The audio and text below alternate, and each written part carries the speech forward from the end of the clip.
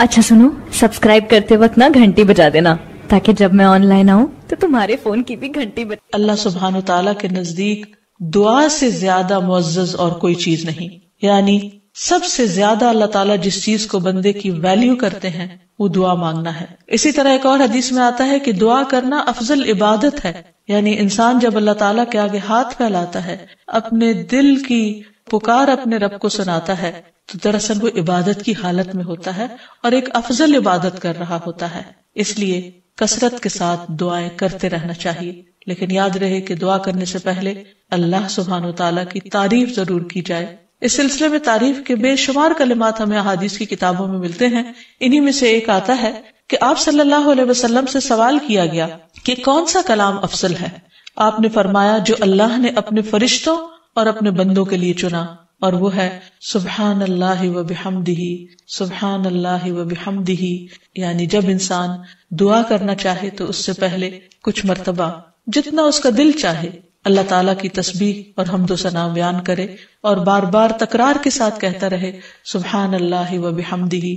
उसके बाद दुरूद शरीफ पढ़े जितनी देर पढ़ना चाहे, और फिर उसके बाद अपनी हाजत अल्लाह सुब्हानो ताला के सामने रखे तो इंशाअल्लाह उसकी परेशानी दूर होगी। जहाँ तक घरेलू परेशानियों का ताल्लुक है तो उसमें हम देखते हैं कि हर घर के अंदर कोई ना कोई चीज ऐसी हो जाती है कि जिससे बाहमी ताल्लुकात में बदमज़गी पैदा हो जाती है। बाज अफराद की तबीयत में गुस्सा ज्यादा होता है, बाज लोग झगड़ालू होते हैं, बाज लोग शक्की मिजाज के होते हैं, बाज लोगों को ऊंचा बोलने की आदत होती है, बाज लोग दूसरों को मुख्तलिफ बातों पर जिद करते रहते हैं, बाज लोग अपनी जिम्मेदारियों को ठीक से नहीं निभाते। तो ये तमाम चीजें सिर्फ ना ये कि ऐसे इंसान को खुद बल्कि उसके आसपास रहने वालों को अजियत में मुब्तला कर देती। अब इसमें इंसान बाजों को समझाने से भी काम लेता है, दूसरों से भी मदद लेता है, लेकिन फिर भी मसला हल नहीं होता। तो सहाबा कराम तो अपनी जूती का तस्मा भी टूट जाता तो अल्लाह सुब्हानो ताला से मांगते थे। तो अगर घर के अंदर किसी किस्म की नाचाकी या परेशानी है तो उस सिलसिले में भी हमें अल्लाह ताला की तरफ रुजू करना चाहिए, और फिर उसके साथ साथ दूसरे को जो मुश्किल पैदा कर रहा है समझाना भी चाहिए। जहाँ तक लड़ाई झगड़े का ताल्लुक है तो इसे मुनाफिकत की अलामत बताया गया। आप सल्लल्लाहु अलैहि वसल्लम ने फरमाया कि मुनाफिक की 4 अलामतें हैं। उनमें से एक बात करे तो झूठ बोले, वादा खिलाफी करे, अमानत में खयानत करे, और जब वो झगड़ा करे तो गाली दे, यानी झगड़ता भी है और गाली भी देता है। नबी सल्लल्लाहु अलैहि वसल्लम ने यह भी फरमाया कि अल्लाह को सबसे ज्यादा नापसंद आदमी वो है जो बहुत झगड़ालू है, यानी अल्लाह ताला ऐसे शख्स से मोहब्बत नहीं करते।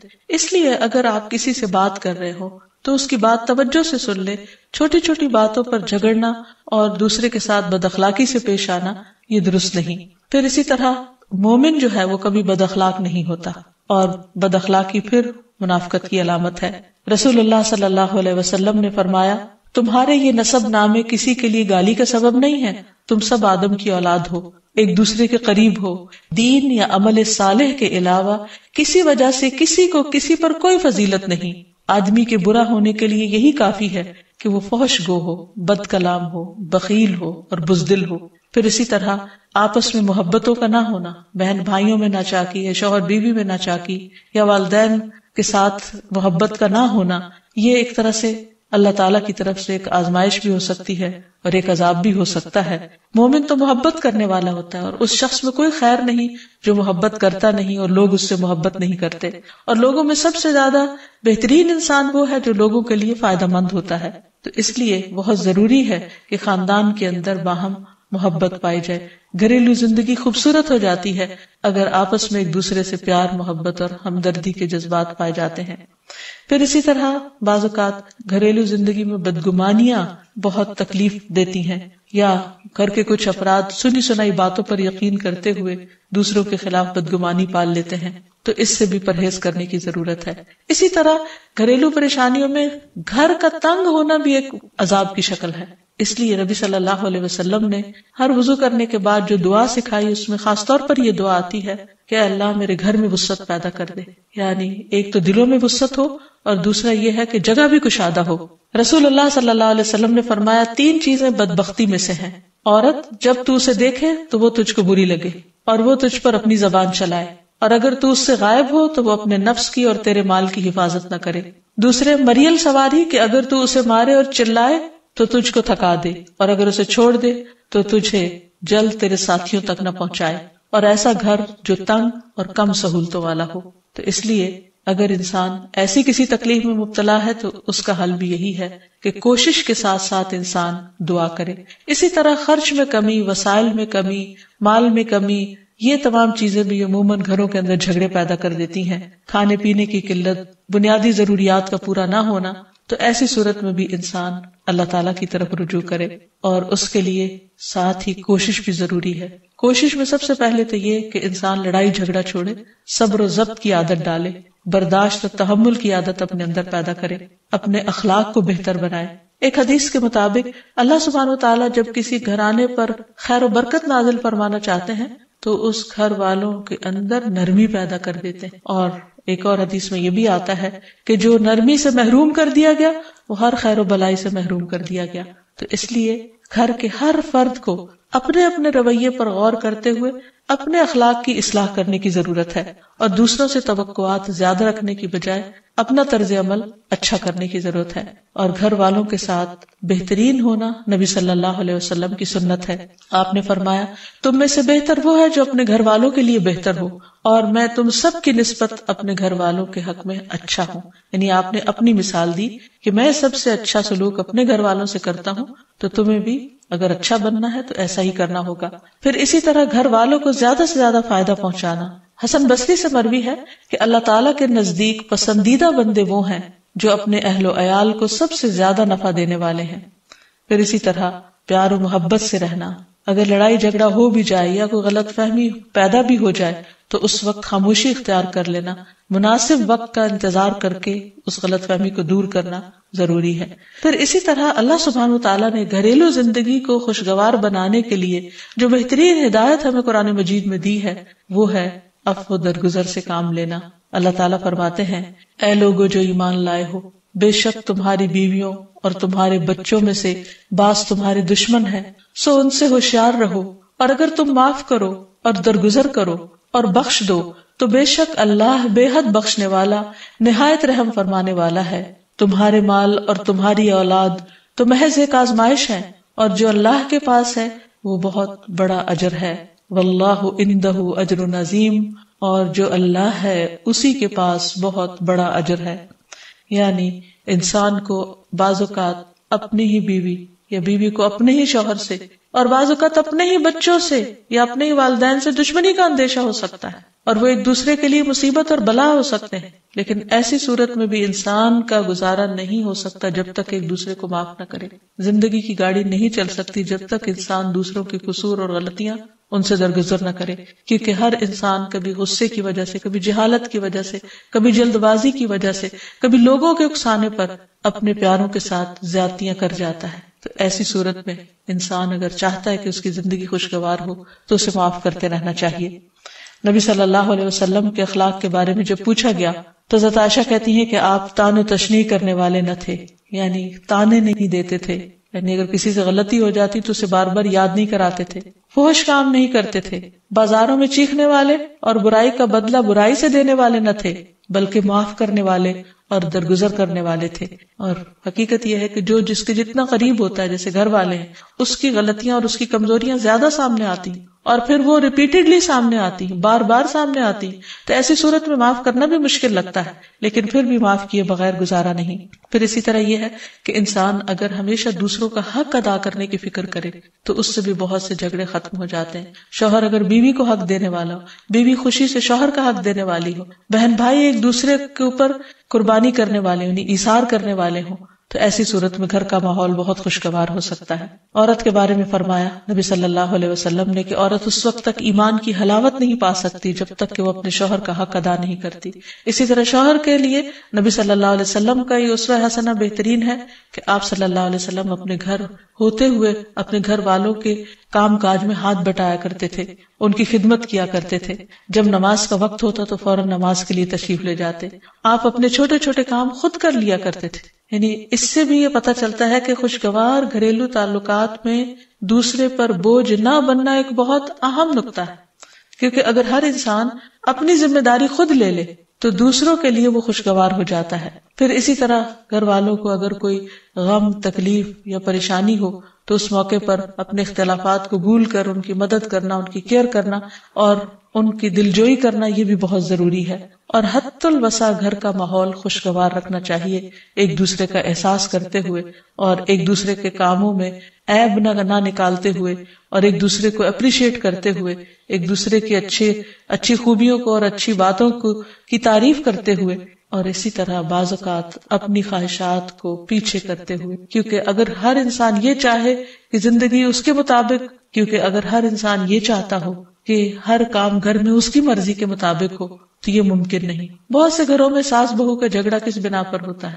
یا آپس میں قریبی رشتوں کا جھگڑا اور فتنہ فساد کس وجہ سے ہوتا ہے؟ کیونکہ ہر شخص یہ چاہتا ہے کہ گھر کا نظام اس کی مرضی کے مطابق ہو، حالانکہ ایسا ہونا ممکن نہیں. تو اس لیے ہر انسان کو اپنی رائے بھی دینی چاہیے، لیکن دوسروں کی رائے کا بھی احترام کرنا چاہیے. اپنی ضرورت بھی پوری کرنی چاہیے، لیکن اس کے ساتھ ساتھ دوسروں کی ضروریات کا بھی خیال کرنا چاہیے. پھر اسی طرح بہت سے معاملات میں قناعت اختیار کرنی چاہیے، کیونکہ یہ زندگی بذات خود ایک امتحان ہے اور اصل عیش و عشرت کی جگہ جنت ہے، دنیا نہیں، یا دنیا کا گھر نہیں. تو اس لیے ضروری ہے کہ مشکل حالات میں انسان اپنے عزیزوں کا، پیاروں کا، گھر والوں کا ساتھ دے، ان کی مدد کرے. مثلا شوہر کے اگر معاشی حالات تنگ ہیں تو بیوی ناجائز مطالبات نہ کرے. اسی طرح اگر بیوی بیمار ہے تو شوہر اس سے بہت زیادہ گھر کے کام کا مطالبہ نہ کرے. تو ایک دوسرے کے حالات کی رعایت کرتے ہوئے اگر انسان ایک دوسرے سے توقعات رکھے تو اس سے بھی حالات بہت خوشگوار ہو سکتے ہیں. اور پھر یہ کہ ہمیشہ دوسروں کی چھوٹی چھوٹی ایفرٹ پر ان کے لیے شکر گزاری کے جذبات ہونے چاہیے. مثلا اگر کوئی آپ کو گھر میں پانی پلا دے تو آپ اس پر بھی شکریہ بولیں. ہم عام طور پر اگر گھر سے باہر کہیں ہوتے ہیں اور کوئی ہمارے ساتھ تھوڑے سا بھی احسان کا معاملہ کرے تو ہم اس کے احسان کو مانتے ہیں، لیکن گھر والوں کا احسان ماننا ایک مشکل کام لگتا ہے. تو اس لیے اگر ہم چاہتے ہیں کہ گھریلو زندگی خوشگوار ہو تو اس میں گھر والوں کے احسان کو بھی ماننا ضروری ہے. اور پھر چھوٹی چھوٹی اذیتوں کو بہت مینشن نہیں کرنا چاہیے، ان کا ذکر نہیں کرنا چاہیے، ان پر صبر کرنا چاہیے. تو جو شخص شکر اور صبر سے کام لیتا ہے اس کی زندگی لازماً خوشگوار ہوتی ہے. لیکن اس کے باوجود بھی اگر گھریلو زندگی میں تنگی ہو، تکلیف ہو، آپس کی ناچاکی ہو، دشمنی ہو، پریشانی ہو، بہت بے چینی ہو، تو پھر اللہ سبحانہ وتعالی ہی کی طرف رجوع کرنا چاہیے. کیونکہ قرآن مجید میں آتا ہے وَإِن يُرِدْكَ بِخَيْرٍ فَلَا رَادَّ لِفَضْلِهِ يُصِيبُ بِهِ مَن يَشَاءُ مِنْ عِبَادِهِ وَهُوَ الْغَفُورُ الرَّحِيمُ. اور اگر اللہ تمہیں کوئی تکلیف پہنچانا چاہے تو اس کے سوا کوئی اسے دور کرنے والا نہیں، اور تجھ سے کوئی بھلائی کرنا چاہے تو کوئی اسے ٹالنے والا نہیں. وہ اپنے بندوں میں سے جسے چاہے فضل سے نوازتا ہے، اور وہ بخشنے والا اور رحم کرنے والا ہے. تو اس لیے چھوٹی چھوٹی تکلیفوں پر بھی فوراً اللہ کا ذکر، اللہ کی یاد، اللہ کی تسبیح انسان کے دل کو سکون بخشتے. اور نبی صلی اللہ علیہ وسلم نے خصوصاً اپنی پیاری بیٹی فاطمہ رضی اللہ تعالی عنہا کو جب وہ گھر کے کام کاج کر کے تھک جاتی تھی، کیونکہ اپنے ہاتھ سے چکی پیستی، اپنے ہاتھ سے آٹا گوندتی، اپنے ہاتھ سے اپنے گھر کے کام کاج کرتی، بچوں کو لک آفٹر کرتی، تو بہت تھک جاتی تھی. اور اسی تھکاوٹ کی وجہ سے انہوں نے ایک دفعہ نبی صلی اللہ علیہ وسلم کے پاس جب کچھ قیدی آئے تو خادم کا مطالبہ کیا، لیکن آپ صلی اللہ علیہ وسلم نے ان کو خادم دینے کی بجائے یہ تسبیحات سکھائی اور فرمایا کہ جب تم اپنے بستر پر جانے لگو تو 33 بار سبحان اللہ، 33 بار الحمدللہ اور 34 بار اللہ اکبر پڑھ لیا کرو. اور اسی لیے یہ تسبیحات فاطمہ کے نام سے بھی معروف ہیں. تو رات کو خاص طور پر بستر پر لیٹ کر یہ تسبیحات ضرور پڑھ لینی چاہیے، کیونکہ یہ گھریلو کام کاج کی تھکاوٹ کا بہترین علاج ہے اور خادم کی جگہ کفایت کرنے والی دعائیں ہیں. پھر اسی طرح گھر میں وسعت اور کشادگی کی دعا، اللہم اغفر لی ذنبی ووسع لی فی داری وبارک لی فی رزقی. اے اللہ میرے گناہ معاف کر دے، میرے گھر میں وسعت پیدا کر دے اور میرے رزق میں برکت عطا کر دے. پھر اسی طرح چھوٹی چھوٹی پریشانیوں کے سلسلے میں مثلا بچے کو چوٹ لگ گئی یا اچانک کسی وبائی مرض کا کوئی شکار ہو گیا تو علاج معالجے کے ساتھ ساتھ دعا کرنا ضروری ہے. مثلا گھر والوں میں سے اچانک کسی کو کوئی ایسی بیماری آ گئی، کوئی سٹروک ہو گیا یا ہارٹ اٹیک ہو گیا تو سارے گھر والے پینک ہو جاتے ہیں. ایسی صورت میں پریشانی کا صرف اظہار کرتے رہنے سے اور غمگین رہنے سے مریض کی مدد نہیں کی جا سکتی. تو اس موقع پر اللہ تعالیٰ سے دعا کرنی چاہیے. اور ایک بہت خوبصورت دعا جو نبی صلی اللہ علیہ وسلم نے حضرت اسماء بنت امیس کو سکھائی تھی کہ آپ نے فرمایا کیا میں تمہیں ایسے کلمات نہ سکھاؤں جن کو تم پریشانی کے وقت پڑھا کرو، اور وہ کلمات ہیں اللہ اللہ ربی لا اشرک بہ شیئا اللہ ہی میرا رب ہے، میں اس کے ساتھ کسی چیز کو شریک نہیں بناتی. اور آخر میں یہ کہ گھر والوں کی باہمی محبت اور الفت اور تعلقات کی بہتری کی دعا کرنی چاہیے جو پیارے نبی صلی اللہ علیہ وسلم نے ہمیں سکھائی ہے. وہ دعا ہے اللہم الف بین قلوبنا واصلح ذات بیننا واہدنا سبل السلام ونجنا من الظلمات الى النور وجنبنا الفواحش ما ظہر منها وما بطن وبارک لنا فی اسماعنا وابصارنا وقلوبنا وازواجنا وذریاتنا وتب علینا انک انت التواب الرحیم واجعلنا شاکرین لنعمتک مثنین بها قابلیها واتمها علینا. اے اللہ ہمارے دلوں میں الفت پیدا فرما دے اور ہمارے آپس کے معاملات کی اصلاح کر دے، ہمیں سلامتی کے راستوں کی رہنمائی فرما اور ہمیں اندھیروں سے نجات دے کر نور کی طرف لے آ اور ہمیں تمام ظاہری اور چھپی بدکاریوں سے محفوظ رکھ. ہمارے کانوں اور ہماری آنکھوں اور ہمارے دلوں اور ہماری گھر والیوں اور ہمارے بچوں میں برکتیں عطا فرما، ہماری توبہ قبول فرما. بلا شبہ تو بہت زیادہ توبہ قبول کرنے والا اور رحمت کرنے والا ہے. ہمیں اپنی نعمتوں کا شکر ادا کرنے والا بنا اور ان کی تعریف کرنے والا اور ان کو قبول کرنے والا بنا دے. ان نعمتوں کو ہم پر کامل فرما دے، یعنی ان نعمتوں کو ہم پر تمام کر دے. تو کس قدر جامع اور خوبصورت دعا ہے جو نبی صلی اللہ علیہ وسلم نے ہمیں سکھائی. گھریلو زندگی کو خوشگوار بنانے کے لیے ان دعاؤں کو پڑھتے رہنا چاہیے، یاد کر لینا چاہیے، قبولیت کے مواقع پر پڑھنا چاہیے. اگر زبانی یاد نہ بھی ہو تو دیکھ کر پڑھ لینا چاہیے، اور اگر ان کا ترجمہ نہ آتا ہو تو اردو میں پڑھنے میں بھی کوئی حرج نہیں. لیکن اللہ تعالیٰ سے مانگتے رہیے کیونکہ ساری مشکلات کا حل صرف. عن ابی موسیٰ عن النبی صلی اللہ علیہ وسلم قال مثل البیت الذی یذکر اللہ فیہ والبیت الذی لا یذکر اللہ فیہ مثل الحی والمیت. رواہ مسلم. سیدنا ابو موسیٰ رضی اللہ عنہ سے روایت ہے، نبی صلی اللہ علیہ وسلم نے فرمایا، جس گھر میں اللہ تعالیٰ کا ذکر کیا جاتا ہے اور جس گھر میں اللہ تعالیٰ کا ذکر نہیں کیا جاتا وہ زندہ اور مردہ کی مثل ہے. اللہ کے بندے، اللہ سے محبت کرنے والے ہر حال میں اللہ کو یاد کرتے رہتے ہیں، خواہ وہ اپنے گھر میں ہوں یا گھر سے باہر. الذین یذکرون اللہ قیاما وقعودا وعلی جنوبہم، وہ جو اللہ کا ذکر کرتے ہیں کھڑے، بیٹھے اور لیٹے. ایسے لوگ دنیا کے کسی بھی حصے میں ہوں، کوئی بھی کام کر رہے ہوں، ان کے دلوں میں اللہ کی یاد سمائی ہوئی ہوتی ہے. ان کے دلوں میں اللہ کی یاد صرف مسجد کی حد تک یا کسی خاص جگہ سے ہی مخصوص نہیں ہوتی، بلکہ وہ اپنے گھروں میں بھی اللہ کو یاد کرتے ہیں. اس حدیث کے مطابق وہ گھر جن میں اللہ کا نام بلند ہوتا ہے، جس میں ذکر کیا جاتا ہے، وہ اس شخص کی طرح ہے جو زندہ ہو. اس کی مثال ایک زندہ انسان کی سی ہے. اس کے برعکس وہ گھر جس میں اللہ کا نام نہ لیا جاتا ہو، اللہ کا ذکر بلند نہ ہوتا ہو، اس گھر کی مثال ایک مردہ کی سی ہے. اور آپ سب جانتے ہیں کہ زندہ اور مردہ برابر نہیں ہوا کرتے. لا يستوي الاحیاء ولا الاموات، زندہ اور مردہ برابر نہیں، دونوں میں بہت بڑا فرق ہے. اسی طرح ان دو گھروں میں بھی بہت فرق ہے، جن میں سے ایک میں اللہ کی یاد بلند ہو، اللہ کا نام بلند ہو، اور دوسرے وہ جس میں اللہ تعالیٰ کو یاد کرنے والا کوئی نہ ہو. قرآن پاک میں اللہ سبحانہ و تعالیٰ کو یاد کرنے والوں کی صفت یہ بتائی گئی ہے کہ رجال لا تلہیہم تجارت ولا بیع عن ذکر اللہ، وہ ایسے لوگ ہیں جنہیں تجارت اور خرید و فروخت اللہ کی یاد سے غافل نہیں کرتی، یعنی عین دنیا کے اندر رہتے ہوئے بھی وہ اللہ کو یاد کرتے رہتے ہیں. وَإِقَامِ الصَّلَاةِ وَإِيتَاءِ الزَّكَاةِ، نماز قائم کرنے اور زکوٰۃ کی ادائیگی سے کوئی چیز انہیں منع نہیں کرتی، مانے نہیں ہوتی. اور وہ یہ کیوں کرتے ہیں؟ یعنی اللہ کو یاد کیوں کرتے رہتے ہیں اور اپنے فرائض کی ادائیگی میں سرگرم کیوں رہتے ہیں؟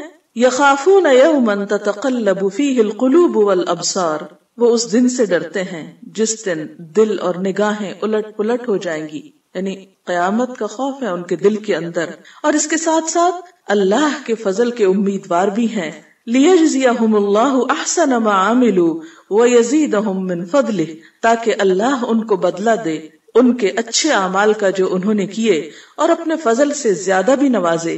واللہ یرزق من یشاء بغیر حساب، اور اللہ اپنے رزق میں سے جسے چاہتا ہے بے حساب عطا کر دیتا ہے۔ تو بات یہ ہے کہ جو دل خوف اور امید کے درمیان ہوتے ہیں وہ دل اللہ کی یاد سے معمور ہوتے ہیں، اور جن لوگوں کے دل اللہ کی یاد سے معمور ہوتے ہیں ان کے گھر بھی اللہ کی یاد سے معمور ہوتے ہیں۔ عام طور پر گھروں میں دو طرح سے ذکر ہوتا ہے، ایک انفرادی ذکر اور ایک اجتماعی ذکر۔ انفرادی ذکر میں نماز پڑھنا، قرآن کی تلاوت، اور اسی طرح چلتے پھرتے، اٹھتے بیٹھتے، گھر کے کام کاج کرتے، لیٹتے جاگتے، چلتے پھرتے اللہ کو یاد کرتے رہنا، خصوصاً وہ مسنون اذکار جو رسول اللہ صلی اللہ علیہ وسلم سے وارد ہیں۔ اور دوسری قسم اجتماعی ذکر کی ہے کہ کسی ایک گھر میں مختلف لوگ جمع ہو کر یا اہل خانہ ہی جمع ہو کر اکٹھے بیٹھ کر اللہ کو یاد کریں، اور اس سے مراد کسی خاص قسم کا وظیفے کا ورد ہی نہیں بلکہ اللہ تعالیٰ کی یاد کے مختلف طریقے ہو سکتے ہیں۔ اللہ تعالیٰ کی معرفت حاصل کرنے، علم سیکھنے اور جاننے کے جو حلقات ہیں وہ بھی اللہ ہی کے ذکر اور اللہ ہی کی یاد کی طرف انسان کو راغب کرتے ہیں۔ قرآن پاک میں خاص طور پر ازواج مطہرات کو یہ حکم دیا گیا، وَاذْكُرْنَ مَا يُتْلَى فِي بُيُوتِكُنَّ مِنْ آيَاتِ اللَّهِ وَالْحِكْمَةِ، اور ذکر کرتی رہو، یاد کرتی رہو جو تمہارے گھروں میں پڑھی جاتی ہیں اللہ کی آیات اور حکمت کی باتیں۔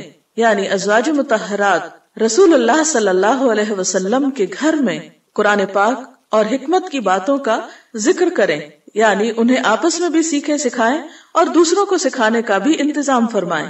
تو گویا ذکر کی مجالس سے مراد تسبیحات وغیرہ کرنا بھی ہو سکتا ہے، اور علم کی مجالس بھی ہیں، اور خصوصاً ایسے علم کی مجالس جن کے ذریعے انسان کے ایمان میں اضافہ ہو، اللہ تعالیٰ سے تعلق مضبوط ہو۔ قرآن پاک میں اللہ تعالیٰ نے اہل ایمان کو خصوصی طور پر تنبیہ فرمائی، تلقین فرمائی، یا ایھا الذین آمنوا لا تلہکم اموالکم واولادکم عن ذکر اللہ، اے لوگو جو ایمان لائے ہو، تمہارے مال اور تمہاری اولادیں تمہیں اللہ کے ذکر سے غافل نہ کریں۔ ومن یفعل ذلک فاولئک هم الخاسرون، اور جو ایسا کریں گے وہی لوگ دراصل خسارہ پانے والے ہیں، نقصان اٹھانے والے ہیں۔ یعنی گھر میں ہوتے ہوئے انسان دنیا کے کاموں میں مشغول ہو جاتا ہے یا بال بچوں کی محبت میں بعض اوقات اللہ تعالیٰ کی یاد سے غافل ہو جاتا ہے، تو ایسے میں فرمایا کہ لا تلہکم اموالکم واولادکم عن ذکر اللہ، یہ دنیا کے مال اور یہ تمہارے بال بچے تمہیں اللہ کی یاد نہ بھلائیں۔ گویا گھر میں ہوتے ہوئے اللہ کو یاد کرتے رہو، اس دنیا میں رہتے ہوئے پھر ان نعمتوں کے دینے والے کو مت بھولو۔ حضرت ابو ہریرہ رضی اللہ تعالی عنہ بیان کرتے ہیں کہ رسول اللہ صلی اللہ علیہ وسلم نے فرمایا، جو لوگ اللہ کے گھروں میں سے کسی گھر میں جمع ہوتے ہیں اور اللہ کی کتاب کی تلاوت کرتے ہیں اور اسے باہم پڑھتے پڑھاتے ہیں تو ان پر سکون قلب اترتا ہے اور اللہ کی رحمت انہیں ڈھانپ لیتی ہے، اور فرشتے ان پر سایہ کرتے ہیں، اور اللہ تعالیٰ ان کا ذکر ان فرشتوں کے درمیان کرتے ہیں جو اس کے پاس ہیں، اور جس شخص کو اس کے برے عمل نے پیچھے ڈال دیا اس کا حسب نسب اسے آگے نہیں بڑھا سکتا۔ اگرچہ اس حدیث میں گھروں سے مراد مساجد ہیں، یعنی اللہ کا گھر، لیکن ہم دیکھتے ہیں کہ عملی طور پر ذکر کی یہ مجلسیں، علم کی یہ مجلسیں صرف مساجد تک ہی محدود نہیں رہیں، بلکہ حضرت عمر کے زمانے میں ہم دیکھتے ہیں کہ ہر 20 گھروں میں سے ایک گھر مدرسہ بن گیا، جگہ جگہ علمی مراکز کھل گئے، اور مسلمان ہونے کا مطلب تھا پڑھا لکھا ہونا، جاننے والا ہونا، کیونکہ قرآن پاک میں واضح طور پر بتا دیا گیا کہ قل هل يستوي الذين يعلمون والذين لا يعلمون، کہیے کہ کیا برابر ہو سکتے ہیں وہ لوگ جو علم رکھتے ہیں اور وہ جو علم نہیں رکھتے۔ تو ذکر کی مجلسیں صرف تلاوت قرآن ہی کی مجلسیں نہیں، بلکہ ساتھ ہی کیا فرمایا، وَيَتَدَارَسُونَهُ بَيْنَهُمْ، وہ ایسی مجلسیں ہیں جس میں لوگ ایک دوسرے کے ساتھ علمی مذاکرہ بھی کرتے ہیں، ایک دوسرے کو سکھاتے بھی ہیں، تعلیم بھی دیتے ہیں۔ اسی طرح ایک اور روایت میں آتا ہے کہ صحابہ کرام صبح کی نماز کے بعد حلقہ بنا کر بیٹھ جاتے، قرآن پڑھتے، فرائض اور سنن سیکھتے اور اللہ کو یاد کرتے۔ اسی طرح آپ صلی اللہ علیہ وسلم جب مختلف گھروں کے پاس سے گزرتے تو ان میں سے قرآن کی تلاوت کی آوازیں بلند ہو رہی ہوتی۔ آپ مختلف لوگوں کے گھروں کو ان کے اندر کے قرآن پڑھنے والوں کی آوازوں سے پہچانا کرتے تھے۔ پھر اسی طرح اکٹھے بیٹھ کر ذکر کرنے کی ایک اور جگہ پر بھی فضیلت آئی ہے. رسول اللہ صلی اللہ علیہ وسلم نے فرمایا اگر میں ایسے لوگوں کے پاس بیٹھوں جو صبح کی نماز سے لے کر طلوع آفتاب تک اللہ کا ذکر کرتے ہیں تو یہ مجھے اس بات سے زیادہ عزیز ہے کہ میں اسماعیل علیہ السلام کی اولاد میں سے 4 غلام آزاد کروں. اور اگر میں ان لوگوں کے پاس بیٹھوں جو عصر کی نماز سے لے کر غروب آفتاب تک اللہ کا ذکر کرتے ہیں تو یہ مجھے اس سے زیادہ عزیز ہے کہ میں 4 غلام آزاد کروں. تو اس سے پتہ چلتا ہے کہ اکیلے ذکر کرنے کے علاوہ مل جل کر ذکر کرنا بھی باعث تسکین ہے، باعث رحمت ہے اور انسان کے لیے ایک بہت بڑی سپورٹ بنتا ہے. آپ صلی اللہ علیہ وسلم نے خاص طور پر گھروں کی طرف متوجہ کرتے ہوئے فرمایا اپنے گھروں کو قبرستان مت بناؤ کیونکہ شیطان اس گھر سے بھاگ جاتا ہے جس میں سورۃ البقرہ پڑھی جاتی ہے. ایک اور جگہ پر آپ نے فرمایا کہ جس شخص نے 10 آیات کے ساتھ قیام کیا یعنی رات کی نماز پڑھی وہ غافلوں میں نہیں لکھا جائے گا، اور جس نے 100 آیات کے ساتھ قیام کیا وہ فرما برداروں میں لکھ دیا جائے گا، اور جس نے 1000 آیات کے ساتھ قیام کیا تو وہ ان لوگوں میں لکھا جائے گا جو بہت زیادہ ثواب جمع کرتے ہیں. پھر اسی طرح ہم دیکھتے ہیں کہ رسول اللہ صلی اللہ علیہ وسلم فرض نماز مسجد میں ادا کیا کرتے تھے لیکن نوافل گھر میں ادا کیا کرتے تھے تاکہ گھروں کے اندر بھی اللہ کے ذکر، اس کی یاد اور عبادت کی وجہ سے برکت ہو. تو ہم سب کو بھی چاہیے کہ ہم اپنے اپنے گھروں میں اللہ تعالیٰ کی عبادت کا خاص اہتمام کریں. بڑوں کے علاوہ بچوں کو، اہل خاندان کو، رشتہ داروں کو کبھی کبھار جمع کریں، مل جل کر اللہ کی باتیں کریں، اللہ کا ذکر کریں تاکہ گھروں کے اندر رحمت اور برکت ہو. اور یہ بھی یاد رکھیے کہ جب اکٹھے بیٹھ کر ذکر کیا جاتا ہے تو اللہ تعالیٰ ایسے لوگوں کا ذکر اپنے پاس کے فرشتوں کے پاس کرتے ہیں. انفرادی ذکر کے علاوہ گھروں کے اندر دینی مجالس ہونی چاہیے.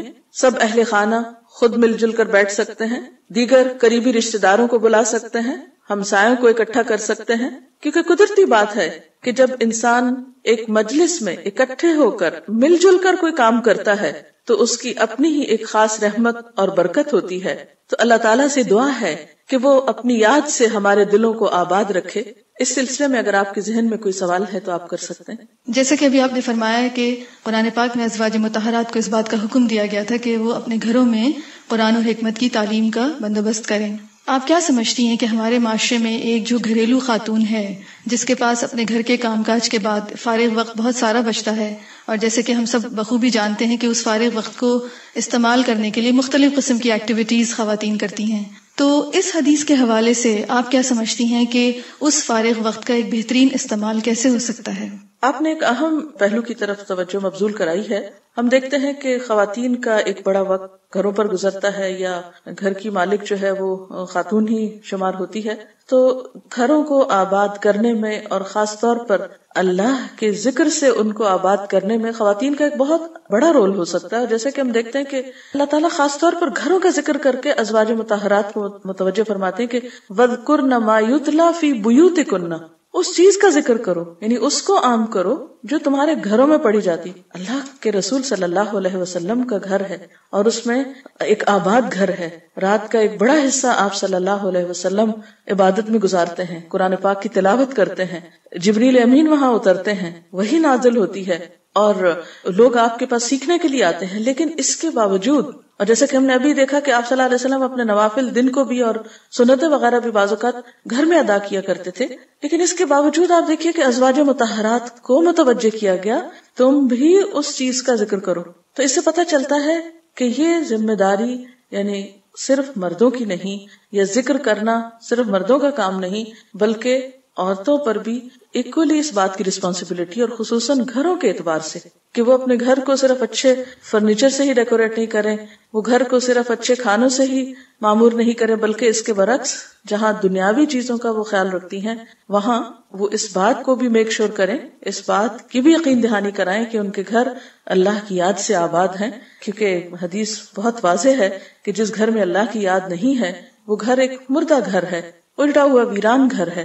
اور واقعی بعض اوقات ایسا محسوس ہوتا ہے کچھ گھروں میں ایک وحشت سی ہوتی ہے, ایک بے سکونی کی سی کیفیت ہوتی ہے, ایک اداسی کی سی کیفیت ہوتی ہے, اور اس کی ایک بڑی وجہ اللہ کی یاد کا نہ ہونا ہے, کیونکہ یہ ساری کائنات, اس کی ہر ایک چیز اللہ کا ذکر کرتی ہے. قرآن پاک میں آتا ہے وَإِن مِّن شَيْءٍ إِلَّا يُسَبِّحُ بِحَمْدِهِ وَلَٰكِن لَّا تَفْقَهُونَ تَسْبِيحَهُمْ. کوئی چیز ایسی نہیں کہ جو اللہ کی تسبیح نہ کرتی ہو مگر تم ان کی تسبیح کو نہیں سمجھتے. تو اگر کائنات کی ہر چیز اللہ کو یاد کر رہی, اللہ کی تسبیح بیان کرتی, اور انسان اگر اللہ کو یاد نہیں کرتا تو اس انسان کے پھر دل کا عالم کیا ہوگا. حدیث میں آتا ہے کہ وہ دل جس میں قرآن کا کچھ حصہ نہ ہو وہ اجڑے ہوئے گھر کی طرح, اور وہ گھر جس کے اندر اللہ کا ذکر نہ ہو وہ بھی مردہ کی طرح اجڑا ہوا ہے. تو اس لیے بے حد ضروری ہے کہ ہماری خواتین جہاں دنیا کے اور بہت سے کام کرتی ہیں وہاں خصوصی طور پر اپنی ذاتی عبادات میں بھی اور پھر اجتماعی طور پر اپنے بچوں کے ساتھ کوالٹی ٹائم میں بھی ضرور اللہ کا ذکر کریں. سٹوری ٹیلنگ کے ذریعے, اچھی اچھی باتیں بتانے کے ذریعے, قرآن پڑھانے کے ذریعے. ہم دیکھتے ہیں کہ مسلمان امت میں یہ روایت بہت قدیم زمانے سے چلی آ رہی ہے کہ خواتین محلے بھر کے بچوں کو قرآن کی تعلیم یعنی ناظرہ قرآن کی تعلیم عام طور پر دیا کرتی تھی, اور اس کو ایک سوشل ورک سمجھا جاتا تھا اور ایک اچھی ایکٹیویٹی یعنی ایک ہیلدی ایکٹیویٹی اس کو شمار کیا جاتا تھا.